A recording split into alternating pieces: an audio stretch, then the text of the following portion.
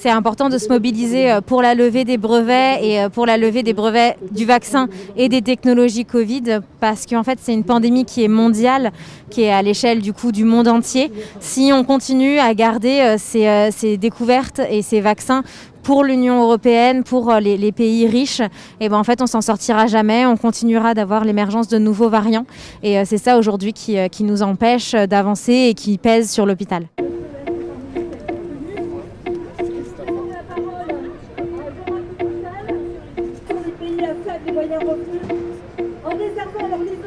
Se poser la question de ce qu'on veut pour demain et de ce qu'on veut et ce qu'on a envie d'avoir des labos pharmaceutiques qui font de l'argent sur une pandémie mondiale et sur des milliers de morts, ou est-ce qu'on veut un système équitable pour tous et une santé qui est un bien commun. Et encore une fois, c'est aussi à la population de se saisir de ces sujets et de se mobiliser pour la santé de demain. Cette pétition est conlatale au maximum dans tout le pays et en région parisienne. Merci beaucoup. Aujourd'hui à Paris et dans de nombreuses capitales dans le monde, il y a des rassemblements de ce type à l'appel de nombreuses organisations qui demandent la levée des brevets sur les vaccins. Et il y a une urgence d'abord, c'est que tous les pays, tous les peuples puissent avoir accès aux vaccins le plus rapidement possible.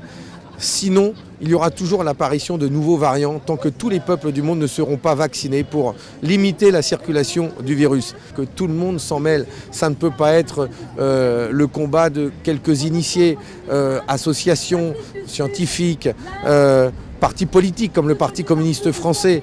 Il y a aujourd'hui plus de 100 pays qui réclament la levée des brevets. Il faut en faire une grande bataille populaire. Il y a une urgence de santé publique et pour lutter contre les inégalités face à la pandémie.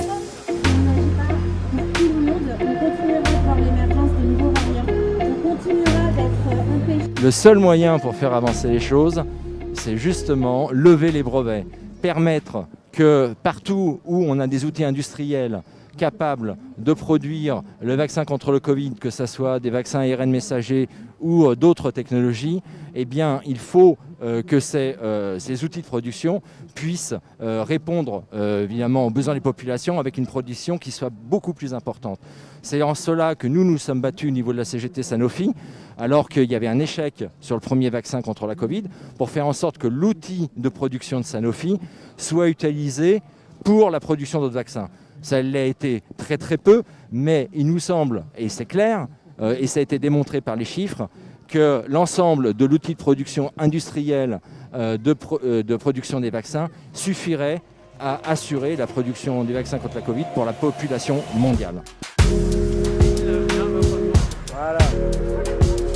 C'est dans les pays les plus pauvres, aujourd'hui, il n'y a que 3% de la population qui est effectivement vaccinée, alors que des pays les plus riches, par exemple, atteignent des taux, pour certains d'entre eux, qui sont au-dessus de 60%. Donc là, aujourd'hui, on est vraiment face à des inégalités qui se creusent. Et ce n'est pas seulement un sujet moral, c'est aussi un sujet stratégique. Ça veut dire, tant qu'on n'a pas protégé toute la population, personne ne sera protégé. On sera obligé de continuer à utiliser des doses de rappel, on sera obligé à adopter des mesures restrictives pour les populations. Donc aujourd'hui, une des solutions, c'est la levée des brevets et des barrières de propriété intellectuelle qui pèsent sur le vaccin, mais aussi sur les traitements, sur les diagnostics, pour que ces types de mesures nous aident à combattre efficacement contre cette pandémie. Voilà, merci à tous. J'en profite pour dire aussi que samedi, il y a une mobilisation extrêmement importante sur l'hôpital. Place Vauban, pas loin du ministère de la Santé. L'hôpital est au bout du rouleau.